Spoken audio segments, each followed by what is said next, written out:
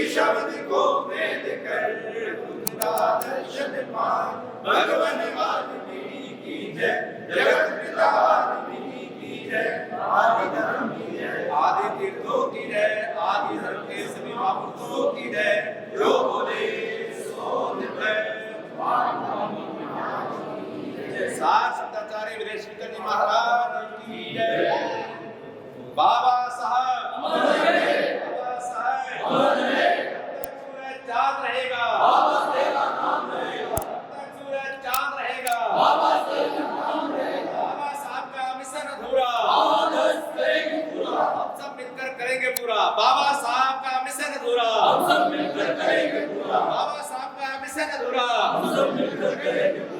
इस समय हमारे साथ रीना है, जो कि एक अच्छी समाज सेविका हैं, वाल्मीकि समाज से हैं, और इन्होंने भी अभी अपने वक्तव्य में कुछ बातें कही थी शिक्षा को लेकर। तो मैम, अगर जो बात करी जाए शिक्षा की, तो वाल्मीकि समाज का जो बच्चा है वो बहुत कम शिक्षित हो पाता है। क्या बड़े कारण? उसका पहला कारण है आर्थिक स्थिति जो है वो कमज़ोर है। पेरेंट्स एजुकेटेड नहीं हैं, और क्योंकि पेरेंट्स एजुकेटेड नहीं हैं तो वो अपनी जो इकोनॉमी के लिए अर्निंग जो कर रहे हैं उसमें वो बच्चों को भी इन्वॉल्व करते हैं। और कुछ लेवल तक बच्चा पढ़ जाता है, 7वीं 8वीं करने के बाद बच्चा जब ग्रो अप हो जाता है तो उसको लगता है कि उसको अपने पेरेंट्स का हाथ बढ़ाना चाहिए, और पेरेंट्स को भी तब तक रिक्वायरमेंट होने लग जाती है कि उनको एक नीड है, हेल्प की नीड है, तो बच्चा उसमें इन्वॉल्व हो जाता है। आर्थिक रूप से कमज़ोर होने की वजह से बच्चा अपनी पढ़ाई छोड़ देता है और फिर वो पेरेंट्स के साथ काम करने लग जाता है, तो उसकी पढ़ाई वहीं पर पे छूट जाती है, ड्रॉप हो जाता है वहाँ से। ये तो मानसिकता नहीं है बच्चे के और पेरेंट्स के बीच में कि जैसे नगर निगम है या नगर पालिकाएं हैं या नगर पंचायत है कि कहीं ना कहीं हमारे बच्चे को सफाई की तो नौकरी मिल ही जाएगी।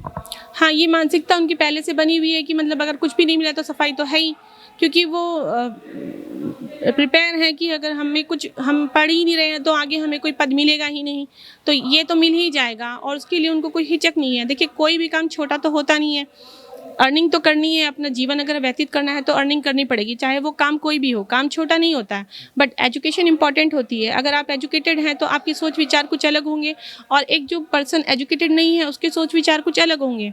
लेकिन मैं ये नहीं मानती हूँ कि जो एजुकेटेड नहीं है उसके सोच विचार कुछ भी नहीं है।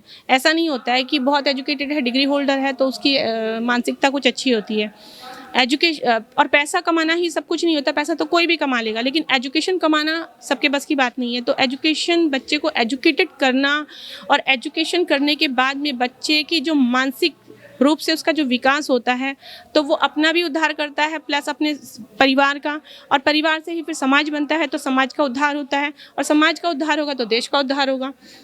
ये नहीं है कि हमारा देश सिर्फ हमारे से ही बना है, हमारे देश में हर तरह के, हर वर्ग के लोग हैं।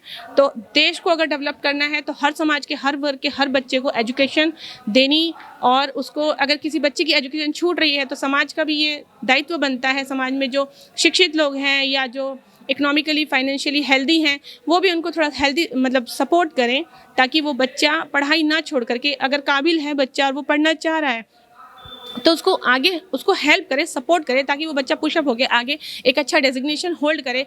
क्योंकि अगर वो आज संभलता है उसकी नेक्स्ट की जनरेशन संभल जाएगी, और साइमल्टेनियसली उसकी बाकी की जनरेशन्स भी संभलती चली जाएंगी। फिर वो उस तरह से मतलब शोषित नहीं होगा किसी भी प्रकार से, और डेफिनेटली फिर हमें एक अच्छा समाज मिलेगा, अच्छा देश हमारा ग्रो करेगा। यही तो हम चाहते हैं ना। अगर बात करी जाए समाज की, तो जो और समाज है वो कहीं ना कहीं अपने समाज के बच्चों को और अपने समाज को आगे की तरफ लेके जाते हैं। लेकिन अगर तो बात करी जाए वाल्मीकि समाज की, तो वाल्मीकि समाज पढ़ लिखने के बाद यहाँ तक कि अपनी कास्ट भी छुपाता है। नहीं, ऐसा तो नहीं है, मैं नहीं छुपाती हूँ, मैं आराम से कहती हूँ मैं वाल्मीकि हूँ। हमें तो कोई डर नहीं लगता ये कहते हुए, या कोई हिचक नहीं होती कि हम वाल्मीकि नहीं हैं, या हम यूँ कहें नहीं हम छुपा ले अपनी कास्ट। हम तो आराम से कहते हैं कि हम वाल्मीकि हैं। अगर तो बात करी जाए, मैं खुद नहीं छुपाती हूँ। मैं जिस परिवार से आई हूँ वहाँ पे मेरे पूरे खानदान में कोई नहीं छुपाता है, और जो नेक्स्ट में गई हूँ मतलब इन लॉज के घर में, वहाँ पे भी कोई नहीं छुपाता है। लेकिन बहुत से लोग छुपाते हैं ना, क्या कहना चाहेंगे उन लोगों को? मैं ये कहना चाहूँगी, अपने आइडेंटिफिकेशन को ना छुपाएं। Be what you are. आप जिस धरती से बिलोंग करते हैं उसको ना छुपाएं। आप जहाँ से आपको बिलोंग करते हैं उस जाति को, उस धर्म को, उसको कभी ना छुपाएं। उसी से आपकी पहचान है। मैम अगर तो बात करी जाए आज बाबा भीमराव अंबेडकर की 132वीं जयंती है और पूरा देश अच्छे से बना रहा है और आपने भी यहाँ पे उनका बर्थडे केक सेरेमनी करके बर्थडे बनाया। अब बाबा भीमराव अंबेडकर ने एससी के लिए लड़ाई लड़ी थी, लेकिन अगर तो एससी में बात करी जाए हरिजनों की तो आज अच्छे मुकाम पे हैं, अच्छी पोस्टों पे है, लेकिन वाल्मीकि समाज आज का आज भी वहीं पे ही है। शिक्षा का अभाव, शिक्षा का अभाव है। और मैंने आपको पहले ही बताया कि आर्थिक रूप से कमज़ोर होने के कारण वो शिक्षित नहीं हो पाते हैं, जनरेशन गैप भी बन जाता है, मानसिकता बदल जाती है, नहीं करना चाहते हैं। तो उन लोगों को फिर पुशअप करने के लिए समाज को ही आगे बढ़ना पड़ता है। उनमें शिक्षा के लिए जागरूकता पैदा करना ही इम्पॉर्टेंट है। अगर जागरूकता नहीं होगी, इंटरेस्ट नहीं होगा तो बच्चा नहीं बढ़ पाएगा। आज एक बच्चा बढ़ता है तो वो अपने परिवार को संभाल देता है, उसके बाद उसकी नेक्स्ट जितनी भी जनरेशन है वो संभल जाती है, डेफिनेटली संभलती हैं। तो इसलिए शिक्षा के लिए जागरूक करना ये इम्पॉर्टेंट फैक्टर है। आपने समाज का एक संगठन बना रखा है। मैंने यही ऑब्जर्व किया है कि शिक्षित नहीं होने के कारण जो मानसिक स्थिति है वो बदल जाती है, बिल्कुल बदल जाती है। जो शिक्षित लोग हैं, जो अशिक्षित लोग हैं, उनमें आप डिफरेंस देखिएगा, उनके सोच विचार में डिफरेंस देखिएगा, है ना। लेकिन अभी आपने समाज का एक संगठन बना रखा है भावादस। भावादस का क्या अर्थ है और भावादस के द्वारा क्या वो हो? भारतीय वाल्मीकि धर्म समाज, भारत का जो वाल्मीकि समाज है, उन्होंने अपने धर्म को लेकर के भारतीय वाल्मीकि धर्म समाज बनाया। वाल्मीकि जी से हमारी पहचान है। ये कहा जाता था कि वाल्मीकि जी एक डाकू थे, मैं इस बात को नहीं मानती हूँ बिल्कुल भी। किसे पता किसने लिखा, कहाँ लिखा है ये?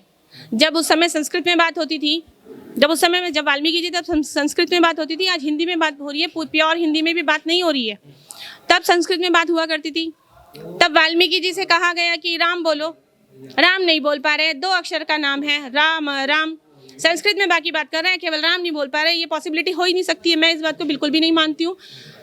उसका कोई तथ्य मेरे पास है नहीं, लेकिन मैं मानती नहीं हूँ। ऐसा पॉसिबल हो ही नहीं सकता। एक छोटा 2 साल का बच्चा बोल देगा राम, तो संस्कृत बोलने वाले लोग राम कैसे नहीं बोल पा रहे हैं? ये थोड़ा बियॉन्ड आपने जो संगठन बनाया है भावादस, उसके द्वारा क्या कार्य होते हैं? किस तरीके से आप समाज के उत्थान में बढ़ चढ़ गए? देखिए, भावादस जो है वो अपने हमारे भारत में जो वाल्मीकि समाज के लोग हैं उनके ऊपर कार्य करता है, ठीक है। क्योंकि आपको पता है अनटचेबिलिटी से बहुत हमारा देश ग्रसित है। आज भी वो कहीं ना कहीं पे आपको देखने को मिल जाएगी इजीली, क्योंकि लोग एजुकेटेड हो चुके हैं, हर वर्ग के लोग एजुकेटेड हो चुके हैं। लोगों को समझ में आ गया है कि ठीक है, केवल जाति ही सब कुछ नहीं होती है। 5 उंगली है, केवल एक अंगूठा या एक उंगली से ये देश नहीं चल सकता है। आपको 5 उंगली की ज़रूरत पड़ेगी। देश को अगर आगे ग्रो करना है तो आपको 5 उंगली की ज़रूरत पड़ेगी, यानी कि हर वर्ग की, हर जाति धर्म की ज़रूरत पड़ेगी। क्योंकि मैं एक शिक्षिका हूँ, मैं स्कूल में जैसी एंट्री करती हूँ वहाँ मैं कोई वाल्मीकि नहीं हूँ, कुछ नहीं हूँ। I am an Indian only. और मुझे अपने बच्चों को भी इंडियन ही बोलती हूँ मैं।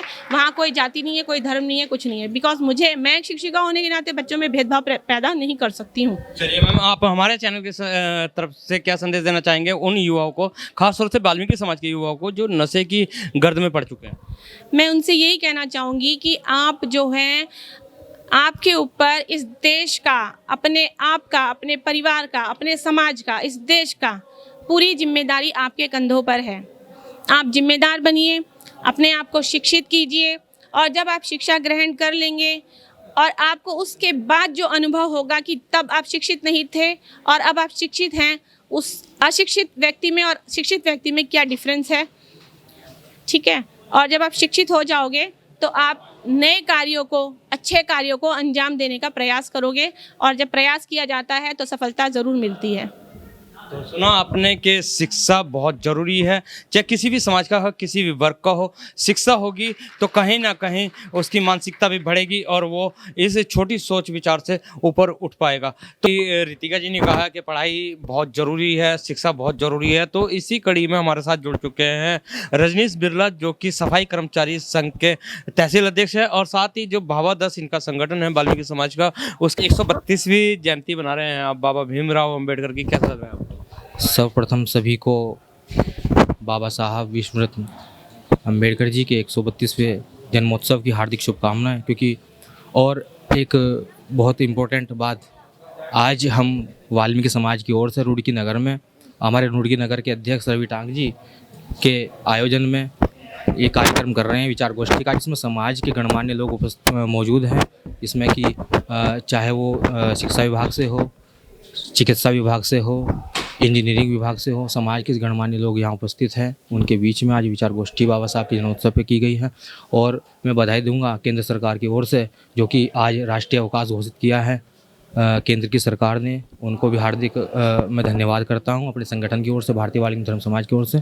और मैं जिला उपाध्यक्ष होने के नाते आज तमाम इस कार्यक्रम में आए लोगों का मैं हार्दिक अभिनंदन करता हूँ। साथ में हमारे जितने भी कार्यकर्ता हैं जिन्होंने सुबह से मेहनत की है, 2 दिन से मेहनत की है। बिरला जी, जैसे हर साल आप लोग अंबेडकर जयंती बनाते थे, भाग दौड़ के ड्यूटी भी जाना है और जयंती में भी जाना है, लेकिन इस साल जो एक राष्ट्रीय छुट्टी घोषित कर दी है, कैसा महसूस कर रहे हैं? ये वैसे तो हर्ष का विषय है समाज के लिए, और बाबा साहब ही नहीं अपितु जितने भी महापुरुष इस देश में, सभी के जन्मोत्सव पर राष्ट्रीय अवकाश घोषित होना चाहिए। ये सरकार से हमारी मांग रहेगी, प्रदेश सरकार से, क्योंकि केंद्र सरकार तक तो शायद हमारी बात ना पहुंचे, लेकिन केंद्र सरकार का मैं हार्दिक अभिनंदन जरूर करूंगा, हार्दिक धन्यवाद जरूर करूंगा कि उन्होंने बाबा साहब के जन्मोत्सव पर ये राष्ट्रीय अवकाश घोषित किया, ताकि मेरे समाज के लोग, जो सबसे दबे कुचले समाज के लोग की गिनती में आते हैं, जो गटर की सफाई कर रहे हैं, नालियों की सफाई कर रहे हैं, आज के दिन लोग अपने क्लबों में, अपने कहीं कहीं न जाने कहाँ कहाँ कार्यक्रम मनाते हैं, और हमारे लोग वहाँ सड़कों पर ऐसे महापुरुषों की जयंती पर सफाई किया करते थे। आज उनको भी कहीं ना कहीं रिलैक्स मिला। आज मेरे समाज के बहुत से ऐसे सफाई कर्मचारी भी यहाँ मौजूद हैं जिनका राष्ट्रीय क्या ऐसे कारण रहे हैं कि संविधान निर्माता बाबा भीमराव अंबेडकर की जयंती पे जो छुट्टी नहीं दी जाती थी? ये सरकार के तत्वाधान में अब उनको क्या लगा होगा कि भाई छुट्टी इस बार देनी चाहिए, तो उन्होंने राष्ट्रीय अवकाश घोषित किया। इससे पहले की जो सरकारें थी शायद क्योंकि उन्होंने शायद ऐसा उनके मन में नहीं आया होगा कि बाबा साहब के प्रति उनकी क्या नाम संवेदनाएं नहीं होगी कि बाबा साहब की जन्मोत्सव पर राष्ट्रीय अवकाश घोषित किया जाए। हालांकि हम ये भी मांग करते हैं कि जितने भी महापुरुष और भी हैं, उनके जन्मोत्सव को भी केंद्र सरकार की अनुमति के साथ राष्ट्रीय अवकाश घोषित करके, और सभी को, यानी कि मेरे समाज को, खासकर वाल्मीकि समाज को, इससे बहुत आज हर्ष का विषय हुआ मेरे समाज के साथ, क्योंकि मेरे समाज के बहुत सारे लोग जो सफाई पेशे से जुड़े हुए हैं आज उस कार्यक्रम में मौजूद है। सुबह से उनकी छुट्टी देकर, छुट्टी ना होती उनकी तो शायद वो आज इस कार्यक्रम में ना पहुंच पाते विचार गोष्ठी के। तो सुना आपने बाबा भीमराव अंबेडकर की आज जो छुट्टी है उसको लेके भी अच्छा खासा उत्साह नजर आ रहा है लोगों के बीच में। तो इस वक्त हमारे साथ है रवि चौटाला। आइए जानते हैं उनसे भी कि 132वीं जयंती बाबा भीमराव अंबेडकर की बनाई गई है, तो क्या इस साल उन्होंने उपदेश रखा, क्योंकि बाबा भीमराव अंबेडकर के समाज के प्रति बहुत सारे सपने थे और बहुत सारी उनकी इच्छाएं थी कि हमारा समाज भी आगे बढ़े। तो रवि भाई, जैसे बाबा भीमराव अंबेडकर थे, वो चाहते थे कि हमारा समाज आगे बढ़े, तो उनके नक्शे कदम पे आप लोग किस तरीके से चल रहे हैं? सबसे पहले तो आपको 132वें जन्म दिवस की बाबा साहब के बहुत बहुत बधाई। सभी नगरवासियों को, देशवासियों को बहुत बहुत बधाई। बाबा साहब का जो सपना था वो एक समतामूलक समाज का सपना था। बाबा साहब चाहते थे कि एक समतामूलक समाज बने और वो समाज भी उन्नति करे। दलित, शोषित, वंचित एवं कुछ दबे कुचले लोग जिन्हें कभी अधिकार नहीं दिया गया, एक 5000 पुरानी व्यवस्था को केवल बाबा साहब ने 40 वर्ष में ही तोड़ दिया और उन लोगों को अधिकार दिलाया जो इन अधिकारों से वंचित थे। रवि जी, एक बात जानना चाहेंगे, जब बाबा भीमराव अंबेडकर जी थे तो उस टाइम पे जो आज ओबीसी जाति हैं उन लोगों को भी कहीं ना कहीं दबी कुचली जातियों में देखा जाता था, लेकिन ओबीसी ने बहुत ज़्यादा मुकाम हासिल कर लिया। आज उन्हें कोई भी नहीं कहता, लेकिन एससी को आज भी एज इट इज उसी नज़रों से देखा जाता है। हाँ, सबसे पहले जो मैं बताना चाहूँगा ओबीसी के विषय में भी, संख्यक जो लोग हैं उनके विषय में बताना चाहूँगा। सर्वप्रथम सबसे पहले बाबा साहब ने जो आंदोलन जो लड़ा और जो संघर्ष किया वो सबसे पहले पिछड़े वर्ग के लोगों के लिए था, ओबीसी समाज के लिए था। उसके बाद एससी एसटी लोगों के लिए भी उन्होंने संघर्ष किया और उन भ्रांतियों को, उन कुरीतियों को तोड़ा जो समाज को दबाने का कार्य करते थे। और इसमें कहीं ना कहीं लगता है आज एक सबसे बड़ी अच्छी बात यह है कि एससी समाज जागरूक हो चुका है, अवेयरनेस आ चुकी है और समाज में कहीं ना कहीं परिवर्तन, बदलाव हो रहा है। वो सब बाबा साहब के ही द्वारा है, लेकिन संविधान के द्वारा है, उनके विचारों के द्वारा, उनके सिद्धांतों को समाहित करके आज हमारे जो समाज के लोग हैं वो भली भांति बाबा साहब के चरण कमल पर चल रहे हैं। रवि जी, अगर जो एससी समाज की बात करी जाए तो दो समाज हैं, एक तो हरिजन और एक वाल्मीकि। हरिजन को अगर जो देखा जाए तो अच्छी अच्छी पोस्टों पे भी है, उन्होंने कहीं ना कहीं बाबा भीमराव अंबेडकर के रास्तों में, लेकिन आप वाल्मीकि समाज की अगर जो बात करी जाए वो आज भी बहुत ज़्यादा दबा कुचला है और जो युवा है ज़्यादातर नशे की लतों में लगी। जी, ये तो गलत दृष्टि से देखा जा रहा है वाल्मीकि समाज को। हरिजन समाज भी हमारा भाई है और उसी कैटेगरी में है, उसी कम्युनिटी में है जिसमें हम हैं। और कहीं ना कहीं लगता है कि कुछ लोग आपस में विद्रोह फैलाते हैं, उन्हें तोड़ने का कार्य करते हैं, कि कहते हैं कि चमार उन्नति पा रहा है। ऐसा कुछ नहीं है। हरिजन समाज के साथ साथ वाल्मीकि समाज भी उन्नति के लिए अग्रसर है और उनके चरण कमलों पर चल रहा है। और आने वाले समय में वाल्मीकि समाज भी अपने आप को अच्छी जगह स्टैंड करेगा, अपने आप को अच्छी जगह स्थापित करेगा। ये भविष्य की संभावना है। जो बात मैं भविष्य की बोल रहा हूँ अभी वर्तमान से शुरू है और वो भविष्य में जाकर भी कारगर साबित होगी। लेकिन बोला जाता है और अभी हम भी देख रहे हैं कि अभी बाबा भीमराव अंबेडकर की जो जयंती उत्सव बनाया जा रहा है, यहाँ पे वाल्मीकि समाज के गिने चुने ही लोग हैं। क्या वाल्मीकि समाज इतना कम है? नहीं, आने वाली 16 तारीख में ये तो कभी भी केवल विचार गोष्ठी है भावादस की ओर से, भारतीय वाल्मीकि धर्म समाज की ओर से, और एक बड़ा महासम्मेलन, एक बड़ा बाबा साहब की जो जन्म दिवस को लेकर के है वो ज्वालापुर में 16 तारीख को हो रहा है और उसमें भारी संख्या में लोगों की पहुंचने की आशंका है। पूरा लगता है कि मैं कहीं ना कहीं लोग पहुंचेंगे वहाँ पर। महिला शक्ति, युवा और जो वरिष्ठ हैं, गणमान्य लोग सभी वहाँ पर पहुंचेंगे। मुझे पूरी उनसे आशा है और पूर्ण विश्वास है। और जिस प्रकार से 16 तारीख में ज्वालापुर में है, इसी तारीख में 16 तारीख में यहाँ अपने गोलभट्टे पर भी है, प्रदीप जिलोड़ जी के उसमें सानिध्य में ये कार्य हो रहा है। वहाँ भी अच्छी भारी संख्या में लोग पहुँचेंगे। जी रवि जी, एक चलते चलते छोटा सा सवाल है कि राजनीति में जो है वाल्मीकि समाज के लोग बहुत कम मुकाम बना पाते हैं, क्योंकि कारण ये है कि जो वाल्मीकि समाज के लीडर होते हैं उन्हीं के साथ उन्हीं का समाज ही नहीं लगता। नहीं, ये तो सब निराधार है, व्यर्थ हैं, ये बातें झूठ हैं और समाज जागरूक हो चुका है। और आप कहीं ना कहीं आप देखते होंगे हम स्टैंड कर रहे हैं, हम समाज में प्रोत्साहन कर रहे हैं, उन्हें प्रेरित कर रहे हैं कि आप आए और देखें कि हमें बाबा साहब ने क्या दिया है। गुरु महाराज की कलम से जो शब्द निकले हैं वो बाबा साहब ने अपने अंदर समाहित करके 32 डिग्रियाँ हासिल करी हैं। तो वाल्मीकि समाज भी इस ओर चल पड़ा है और आने वाले समय में वाल्मीकि समाज का जो उन्नति का स्तर है, पैराग्राफ है जो, वो बढ़ता चला जाए। जैसे कि आपको पता है आज बाबा भीमराव अंबेडकर जी की 132वीं जयंती है और पूरे हिंदुस्तान में ये जयंती धूमधाम से बनाई जा रही है। वहीं रुड़की सिंचाई विभाग हॉल में भी ये जयंती धूमधाम से बनाई गई है और ख़ास तौर से वाल्मीकि समाज के लोगों द्वारा जयंती बनाई गई है। और वाल्मीकि समाज के यहाँ पे कई सारे लोग हमारे साथ मौजूद हैं। आइए जानते हैं कि बाबा भीमराव के जो उद्देश्य थे और लक्ष्य थे। अभी हम इनके वक्तव्य में सुन रहे थे कि बाबा तेरा अधूरा काम पूरा करेंगे हम लोग। तो किस तरीके से पूरा करेंगे और किस तरीके से बाबा भीमराव अंबेडकर के नक्शे कदम पे चलते हैं, ये जानते हैं। हमारे साथ बहुत सारे लोग मौजूद हैं। सबसे पहले भाई साहब हम आपका नाम जानना चाहेंगे। रविंद्र बब्बर, भारतीय वाल्मीकि धर्म समाज से प्रदेश कन्वीनर। सबसे पहले तो आपका बहुत बहुत धन्यवाद, आपने आज के इस दिन पर अपना सहयोग प्रदान किया। उसके बाद मैं पूरे देशवासियों को, बल्कि पूरे विश्व को बाबा साहब डॉक्टर B.R. अम्बेडकर जी के पावन जन्म दिवस की हार्दिक बधाइयाँ प्रेषित करना चाहूँगा। साथ ही भारतीय वाल्मीकि धर्म समाज एक ऐसा संगठन है जो भारत के लगभग 22 राज्यों में काम कर रहा है। 24 घंटे 12 महीने 365 दिन भारतीय वाल्मीकि धर्म समाज के कार्यकर्ता वाल्मीकि समाज से अंधविश्वास, आडंबर, नशाखोरी, कुरीतियों को के प्रति अपने समाज को जागरूक करने का कार्य करते हैं। साथ ही हमारे समाज में एक बड़ी विडंबना है कि धर्म परिवर्तन की, उसके संबंध में भी जागरूक करते हैं और इधर उधर न भटक करके अपने समाज से आग्रह करते हैं कि बाबा साहब के मिशन पर चले और भगवान वाल्मीकि जी बताए हुए धर्म को अनुसरण करते हुए अपने परिवार को शिक्षित करते हुए, संगठित करते हुए अपना जीवन यापन करें। यही उद्देश्य भारतीय वाल्मीकि धर्म समाज का है। लेकिन वाल्मीकि समाज के जो युवा हैं उनके पास सिर्फ एक ही नौकरी है जो सफाई की नौकरी है, या एक ही बिजनेस है कि जो बोला जाता है जानवर पालन का, वही बिजनेस है? क्या वाल्मीकि समाज का युवा और कुछ नहीं कर सकता? नहीं, ऐसा तो आपने शायद समाज का अनुसरण या समाज में सही रूप से घूम के देखा नहीं है। आज आप हमारे कार्यक्रम में देख रहे थे कि आपके इस कार्यक्रम में डॉक्टर, टीचर, वकील, इंजीनियर, बिजनेसमैन, हर प्रोफेशन से जुड़ा व्यक्ति मौजूद है। ज़रूरी नहीं है कि हम लोग केवल सफाई पेशे से जुड़े हुए हैं, परंतु पूर्व में जो गरीबी के दौर से गुजरे हैं उसकी वजह से जो अनपढ़ता रही उसके कारण मजबूरी बस कुछ लोग इस काम को करते हैं, न वरना ज़्यादातर जो पढ़ा लिखा वर्ग है वो अब नए नए प्रोफेशन में अपना हाथ आजमा रहा है।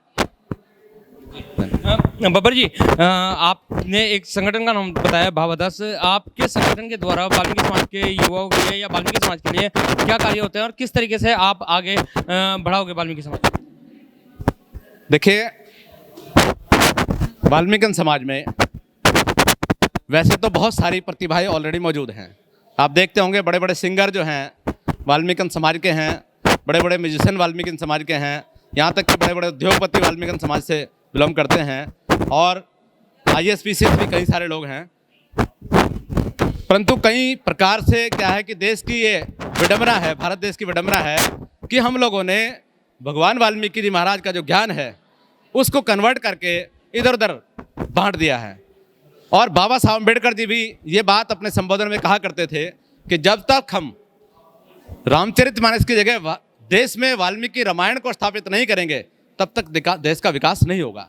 वही बात हम अपने समाज से कहना चाहते हैं कि भगवान वाल्मीकि जी महाराज ने योग वशिष्ठ महारामायण के माध्यम से हमें हर प्रकार का ज्ञान दिया है, धर्म अर्थ का ज्ञान दिया है, और उस धर्म और अर्थ के ज्ञान को लेकर के हम शिक्षित बने, आर्थिक रूप से उन्नत हों, ना कि ऐसे पैसे में लगे जिससे कि लोग आपको व्यक्तिगत रूप से द्वेष करें या अस्पृश्यता की भावना से। वेद शास्त्र के हिसाब से अगर जो बोला जाए तो वाल्मीकि जी ने रामायण जो भगवान राम थे उनके जन्म से 14,000 साल पहले लिख दी थी, लेकिन कहीं ना कहीं जो आजकल के लोग हैं वो बोलते हैं तुलसीदास जी ने लिखी है या और किसी ने लिखी है। तो ये क्या कारण मानते हैं आपकी, सत्यता क्या है इसमें? भेदभाव। वाल्मीकि जी महाराज को सारे विद्वान एक तरफा, सारे ही विद्वान, सारे साहित्यकार आदि कवि के रूप में जानते हैं।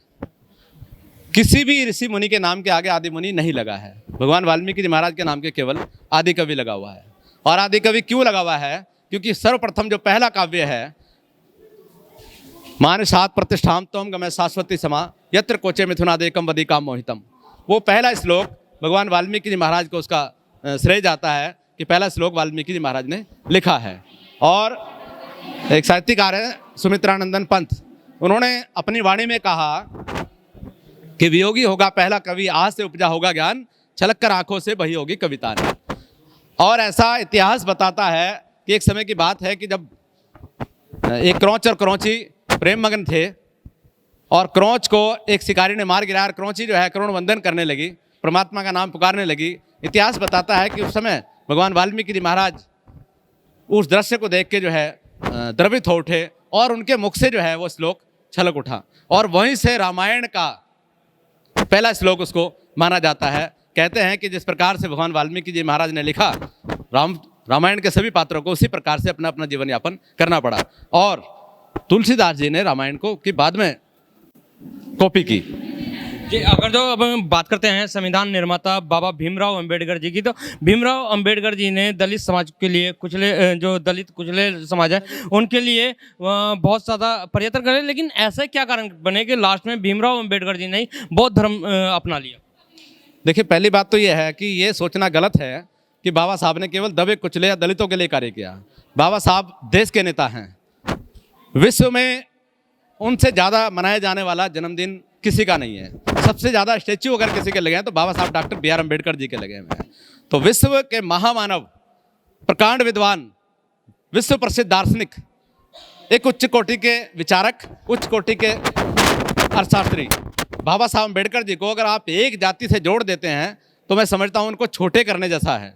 बाबा साहब अम्बेडकर जी ने पूरे देश के लिए कार्य किया, मातृशक्ति के लिए कार्य किया, दलितों के लिए कार्य किया, मजदूरों के लिए कार्य किया, प्रत्येक व्यक्ति के लिए, देश का प्रत्येक व्यक्ति के लिए जो है बाबा साहब अम्बेडकर जी ने कार्य किया। संविधान में सबके अधिकार नहीं थे। रिजर्व बैंक की स्थापना उन्होंने दलितों के लिए नहीं की, पूरे देश के लिए की है। LIC का जो एक्ट है वो वो कोई दलितों के लिए बनाया गया, वो पूरे देश के लिए बनाया गया। तो बाबा साहब को ऐसे जोड़ना, दलितों से जोड़ना बिल्कुल गलत है। ये थोड़ा अपने ज्ञान में आप लोग नहीं, लेकिन बताया तो ये जाता है ना, बताया तो ये जाता है आज भी कहीं ना कहीं इस बात को लेके भेदभाव होता है। और कहा यह भी जाता है कि बौद्ध धर्म अपना लिया था भीमराव अम्बेडकर जी। वो बाबा साहब अम्बेडकर जी की उस समय की मजबूरी थी। हमारा मानना यह है वो उस समय की मजबूरी थी, क्योंकि बाबा साहब अम्बेडकर जी ने इतना ज़्यादा भेदभाव बर्दाश्त किया था, इतनी ज़्यादा परेशानियाँ, इतनी दुख तकलीफें उन्होंने अपने जीवन में झेली थी कि उनका जो है मोह भंग हो गया था हिंदू धर्म से। और उन्होंने कहा कि ऐसे धर्म जिसमें कि मेरे जैसे उच्च शिक्षित व्यक्ति के साथ भेदभाव होता है, छुआछूत होती है, तो मेरे समाज के गरीब और दबे कुचले व्यक्ति के साथ क्या होता होगा। मैं ऐसे धर्म में पैदा जरूर हो गया हूँ, लेकिन ऐसे धर्म में मरूंगा नहीं। की बात ही नहीं मानी गई है। अंत में सुन लीजिए, अंत में जब बाबा साहब के पास ये घोषणा करने के बाद, अंत में जब बाबा साहब के पास समय बहुत कम बचा था, लेकिन उन्होंने घोषणा कर चुके थे। वरना बाबा साहब कभी, जब मोहम्मद अली जिन्ना ने अछूत पाकिस्तान की मांग करी, बाबा साहब ने कभी भारत को अलग करने की बात नहीं की, अछूतुस्तान की बात नहीं की। जबकि अगर वो चाहते तो लाखों लाख उनके कहे से चल पड़ते कि सारे पर, लेकिन नहीं, वो देश प्रेमी थे, राष्ट्रभक्त थे, अपने देश के लिए कुछ करने का जज्बा उनमें था। लेकिन समय कम था, उस समय उन्होंने बौद्ध धर्म ग्रहण किया, वरना वो ऐसा उनकी इच्छा नहीं थी कि मैं कोई दूसरा धर्म ग्रहण करूं। तो सुना आपने बाबा भीमराव अंबेडकर जो राष्ट्रवादी थे और देश को जोड़ने की ही कोशिश की है, तोड़ने की कोशिश नहीं की है, ये बताया। तो ऐसे थे हमारे महान बाबा भीमराव अंबेडकर जी। तो हमारे साथ कुछ और लोग भी हैं, उनसे भी जानते हैं जी। मतलब आज से पहले जब बाबा भीमराव अंबेडकर जी की जयंती होती थी, कोई छुट्टी नहीं होती थी, लेकिन आज पहली बार उन्होंने राष्ट्रीय छुट्टी घोषित की है। तो क्या कहना चाहेंगे इस बारे में? संविधान ही हमें ये अधिकार दिलाता है, और संविधान को कुछ उस स्तर के लोग दबाना चाहते हैं, लेकिन संविधान के कारण ही आज हमें इस छुट्टी मनाने का अवसर मिला है और जन्मदिवस मनाने। केंद्र सरकार की ओर से जी, ये छुट्टी केंद्र सरकार की ओर से हुई है जी। तो सुना आपने, केंद्र सरकार का भी धन्यवाद करते हैं, क्योंकि इतने जी, मैं सरकार को धन्यवाद देना चाहूँगा कि बाबा साहब के जन्म उत्सव पर आज इन्होंने पूरे देश में अवकाश घोषित किया है, उसके लिए मैं सरकार को भी धन्यवाद देना चाहूँगा। तो सुना आपने, सरकार को धन्यवाद देना चाह रहे हैं कि इतने सालों में पहली बार बाबा भीमराव अंबेडकर की जो है राष्ट्रीय अवकाश घोषित किया गया है। तो पहले भी बता चुके हैं कि युवा जो है देश की रीढ़ की हड्डी है, क्योंकि युवा ही इस देश को आगे बढ़ा सकता है। तो हमारे साथ युवा हैं जो कि नगर अध्यक्ष हैं, इनसे भी जान लेते हैं हम। भाई, जैसे आज से पहले अंबेडकर जयंती होती थी, राष्ट्रीय अवकाश नहीं होता था, पहली बार ऐसा हुआ है, तो कैसा महसूस हो रहा है आपको? बड़ा ही गर्वित महसूस हो रहा है, और धन्यवाद करता हूँ मैं केंद्र सरकार का, जिन्होंने आज इस शुभ अवसर पर हमें एक घोषणा के माध्यम से एक मैसेज दिया कि भाई केंद्र सरकार के द्वारा हमें बाबा साहब अम्बेडकर जी के जन्म जयंती पर एक छुट्टी का अवकाश हमें घोषित किया। तो बड़ा ही हर्ष का विषय हमारे लिए। और मैं सर्वप्रथम आपको आपके चैनल के द्वारा जितने भी नगरवासी सुन पा रहे हैं, बाबा साहब जी के 132वें जन्मदिवस की हार्दिक शुभकामना देता हूँ, और अपने नगर की ओर से ये शुभकामना देता हूँ कि बाबा साहब अम्बेडकर जी का जन्म अपने स्तर से सभी लोग मनाए, जितने भी अपने दलित आदिवासी लोग हैं, बहुजन समाज। आप युवा हैं, आप बढ़ चढ़ के हिस्सा ले रहे हैं, आपने प्रोग्राम भी करवाया, लेकिन उन युवाओं को क्या संदेश देना चाहेंगे जो कहीं ना कहीं नशे की लत में पड़े हुए हैं, और चाहे धार्मिक प्रोग्राम हो या सामाजिक प्रोग्राम हो, उनसे वो दूर भागते हैं? बिल्कुल सही बात कही आपने, ऐसा है, मेरे समाज में स्पेशल है। हमारा संगठन 1964 से चल रहा है। हमारे संगठन का जो उद्देश्य यही है कि अंधविश्वास, अनपढ़ता और नशाखोरी से दूर समाज हो। इसी उपरांत में हमारे जो संगठन के सीनियर लोग हैं, पदाधिकारी, वो समाज में निरंतर यही काम कर रहे हैं कि हमारे जो समाज के युवा है, जो साथी है, वो नशे से दूर होकर एक अच्छे प्लेटफॉर्म पर है और समाज हित में कार्य करे। आपने सही क्वेश्चन किया, और उसका यही सही मैंने जो जवाब दूंगा कि संगठन की ओर हम प्रयास कर रहे हैं कि जो समाज के युवा है जो गलत दिशा में, उसे सही दिशा में लाने का प्रयास कर रहे हैं, कि निरंतर प्रयास जारी है अभी भी संगठन के द्वारा। तो सुना आपने कि कहीं ना कहीं युवाओं को जागृत करने का भी काम करे जा रहे हैं। और जैसे वाल्मीकि समाज को पहले देखा जाता था, अब वो समाज नहीं रहा है, समाज भी ऊपर बढ़ चढ़ के है। क्योंकि आज हम इस प्रोग्राम में आए हैं तो इसमें हमने देखा कि इंजीनियर भी थे, डॉक्टर भी थे, और वकील अभी हमारे साथ ही खड़े हुए हैं। तो जान लेते हैं। सबसे पहले तो वकील साहब, आपका नाम जानना चाहें। सूरज चिनालिया। सूरज जी, आप लॉयर हैं और वाल्मीकि समाज से हैं, जहां एक तरफ वाल्मीकि समाज को बहुत घृणी नज़रों से देखा जाता है, लेकिन आप वकील बने तो किन कठिनाइयों का सामना करना पड़ा?